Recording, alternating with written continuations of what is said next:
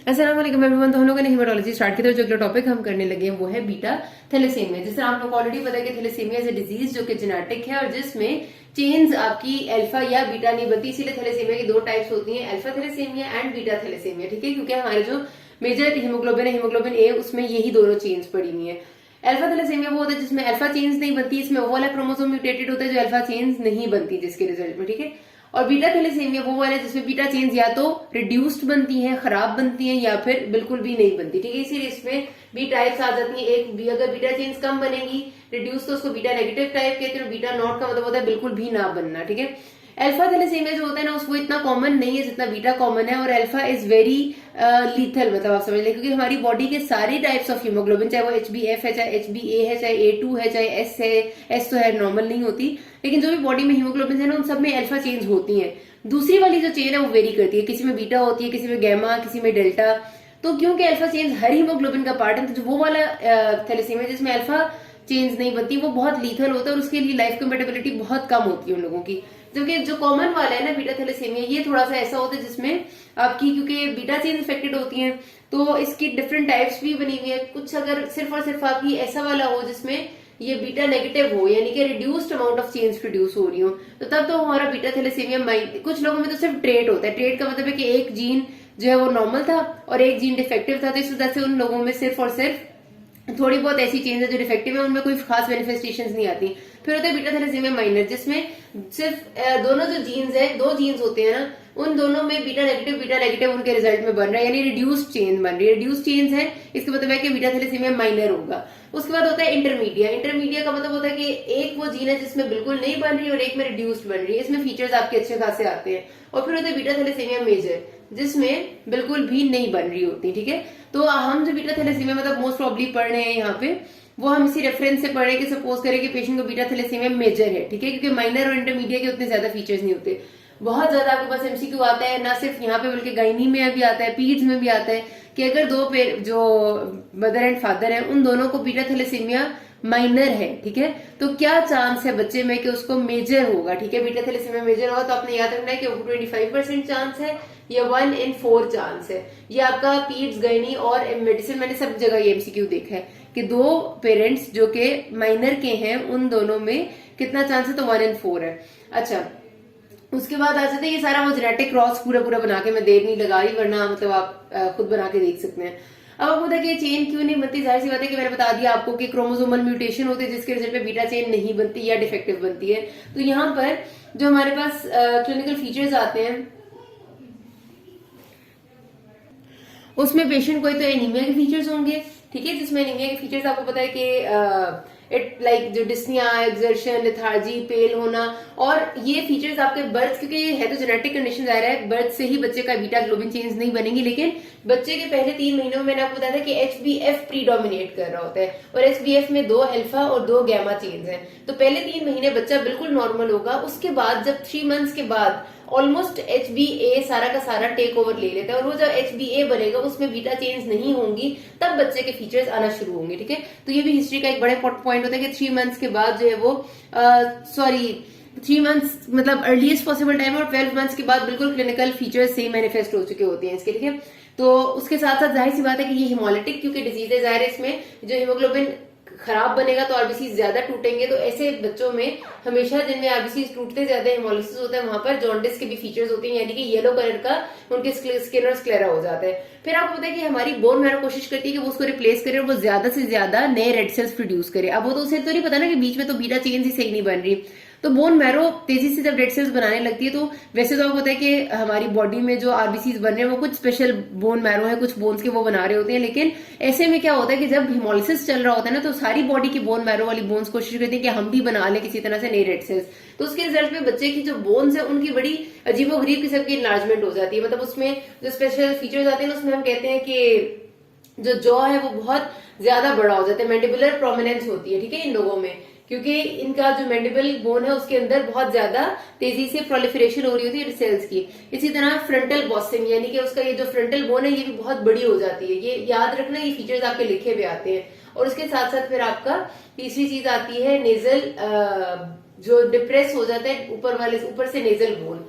अच्छा, उसके साथ एक और बड़ी इंपॉर्टेंट चीज होती है इसमें, जब हम एक्सरे करते हैं ना बच्चे के स्कल का, तो उसको हम कहते हैं hair on end appearance. Hair on end appearance से क्या हो रहा है, अभी जरा सुनने के स्कैल्प की जो बोन्स है ना वो भी बहुत ऐसे उनके भी अंदर ना, आप समझ लें कि जब जाहिर सी बात है स्कैल्प के भी बोन्स कोशिश करती है कि हम भी इसमें पार्ट लें, तो वो भी तेजी से जरा ग्रो करने की और अजीबोगरीब सी कोशिश करती हैं।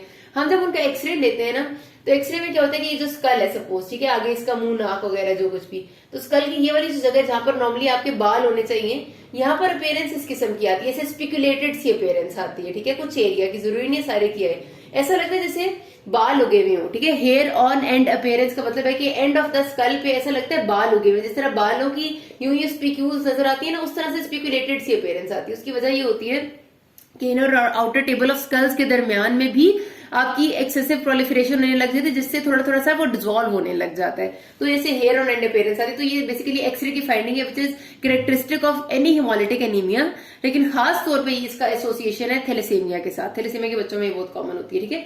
तो ये सारी बोनी चेंजेस आपने याद रखनी, ये आपके सिनेरियो में आती होती हैं कि एक बच्चा आपके पास प्रेजेंट किए जो आपके फीचर्स बता रहे हैं, लेथार्जी, डिस्निया सिंस चाइल्डहुड, और उसके बाद आपने देखा तो उसकी मैंडिबुलर बोन प्रोमिनेंट है, फ्रंटल बॉसिंग है, और X ray of the skull there is hair on end appearance. तो व्हाट इज द डायग्नोसिस? तो जाहिर आपको पता चल जाना चाहिए कि दिस इज बीटा थैलेसीमिया।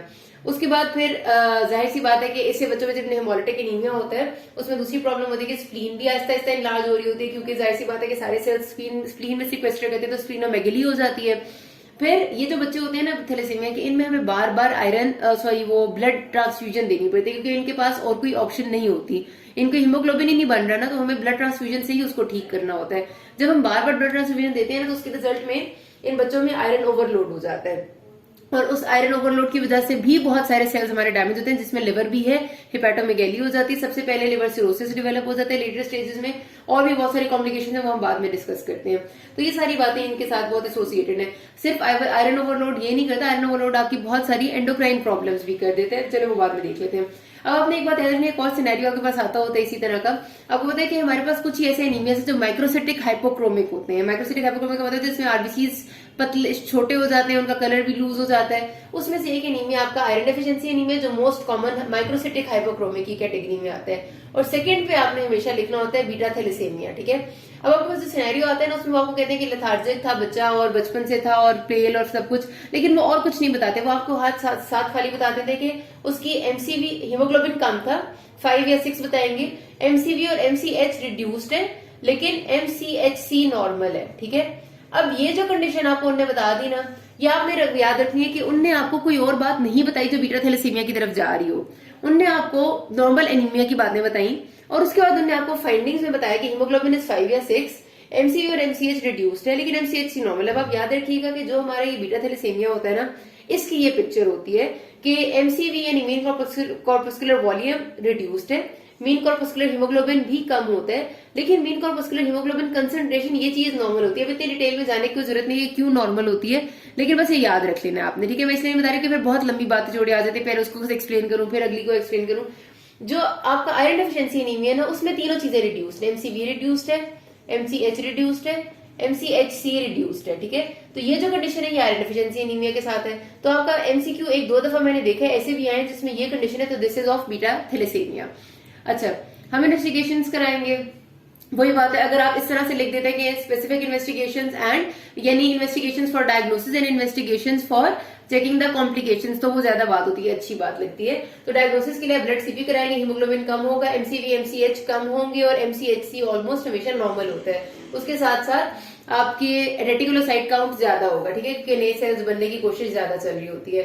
इससे भी हमें डायग्नोसिस का कंफर्म तो नहीं होगा, तो डायग्नोसिस हमें कंफर्म कब होगा? हम पहले तो पेरिफेरल ब्लड फिल्म कराएंगे, यहाँ पर हमें क्या मिलेंगे? माइक्रोसिटिक हाइपोक्रोमिक आरबीसीज यानी छोटे साइज के हैं, कलर भी कम हुआ हुआ है, और change in cell size and shape, जिसको हम कहते हैं anisocytosis and poikilocytosis, change in cell size and change in cell shape, ठीक है।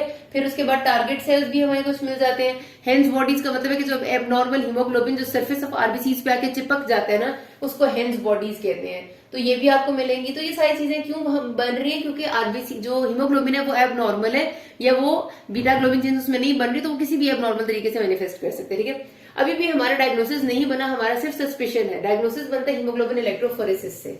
ये आपको वही बात है, कंफर्म बताता है कि हीमोग्लोबिन कौन सा कितना है, और हीमोग्लोबिन ए बहुत रिड्यूस्ड होता है इसमें, और उसके रिजल्ट में कॉम्पेंसेटरी तौर पर बॉडी खुद HbF का लेवल थोड़ा ज्यादा कर देती है। तो इन बच्चों में क्या होता है कि कॉम्पेंसेटरी तौर पे बॉडी अपनी नेचुरली HbF थोड़ा ज्यादा कर देती है, क्योंकि इनमें HbA बहुत कम होता है। ठीक हो गया। अच्छा, अब आपने बाकी चेक करनी है, चेक कॉम्प्लिकेशंस के लिए सीरम आयरन कितना है, जो कि जब आप आयरन थेरेपी देते हैं ना तो फिर वो बहुत ज्यादा हो जाता है। टोटल आयरन बाइंडिंग कैपेसिटी कितनी है हमारे पास, ये भी जाहिर है आयरन के लेवल्स को ही बताती है। सीरम बिलिरुबिन कितना है, जो हेमोलिसिस का अंदाजा देगा। और एक्सरे आप जब कराते हैं बोन्स का, खास तौर पे जो जो आपको लग रही होती है इफेक्टेड, तो उसमें जैसे स्कल का कराएंगे तो हेयर ऑन एंड अपीयरेंस आएगी। इसी तरह आपकी मैंडिबुलर बोन का कराएंगे तो प्रोमिनेंस आएगी ज्यादा, ये आपकी हो जाती है इससे एसोसिएटेड। ठीक है, अब आपने इसमें मैनेजमेंट करनी है किस तरह से। सबसे पहले तो आपने पेशेंट पेरेंट्स की काउंसलिंग करनी होती है। कहते ये है कि अगर आपको सस्पिशन है कि ये डेवलप हो सकता है, अगर माँ बाप दोनों ट्रेट है या माँ बाप दोनों थैलेसीमिया के कैरियर्स हैं या माइनर है उन्हें, तो आपने बच्चे की during pregnancy of the mother he chorionic villus sampling करनी होती है, और आपने चेक करना होता है कि बच्चे का क्या कंडीशन है।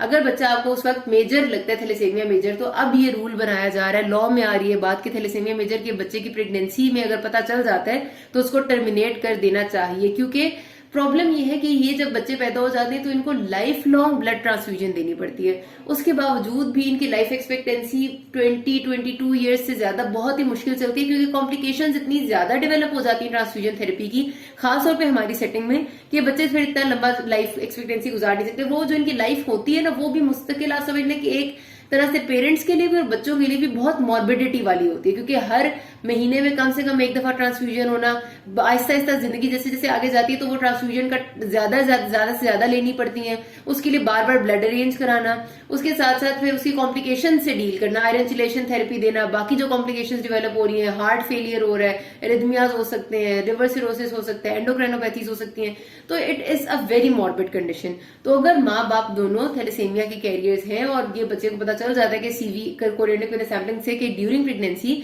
ये बच्चा थैलेसीमिया मेजर होगा, तो इट इज एडवाइज नाउ कि वो प्रेगनेंसी टर्मिनेट कर दी जाए। ठीक है, बहरहाल इसमें भी फिर लोगों में कॉन्फ्लिक्ट्स आ जाते हैं, लेकिन ये कंडीशन है ऐसी।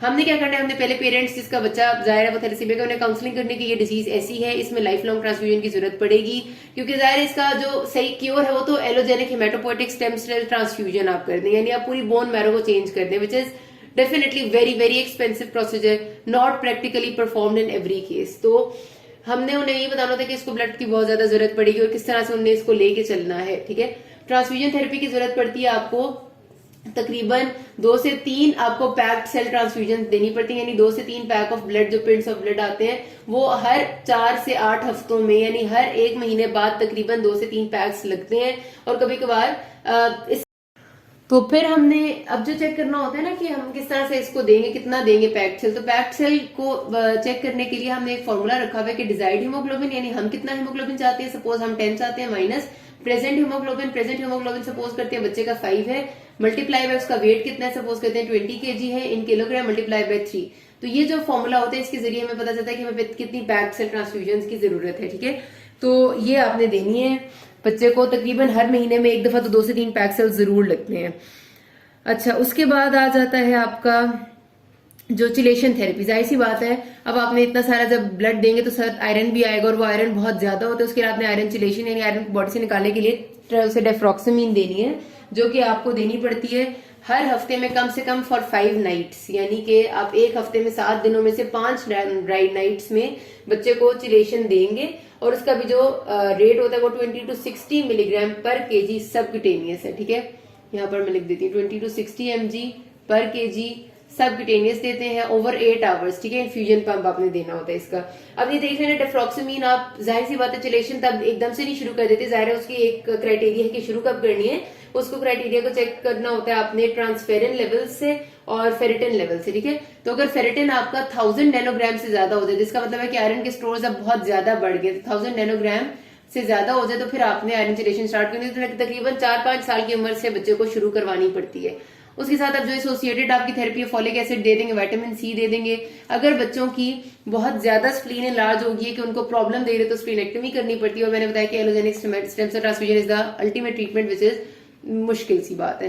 कॉम्प्लिकेशन सबसे ज्यादा जो होती है वो आयरन ओवरलोड से होती है। आयरन ओवरलोड आपके ना सिर्फ ये कर रहा होता है, हार्ट को बहुत डैमेज करता है, कार्डियोमायोपैथी हो सकती है, रिदमियाज हो सकते हैं, बच्चा हार्ट फेलियर में जा सकता है। ना सिर्फ ये, उसके साथ एक तरफ ये हार्ट को डैमेज करे, दूसरी तरफ ये लिवर को बहुत लंबे टाइम में डैमेज कर रहा है कि लिवर सिरोसिस डेवलप हो सकती है इसकी वजह से। आयरन डिपोजिशन स्किन में होती है तो स्किन पिगमेंटेशन होने लग जाती है, ठीक है।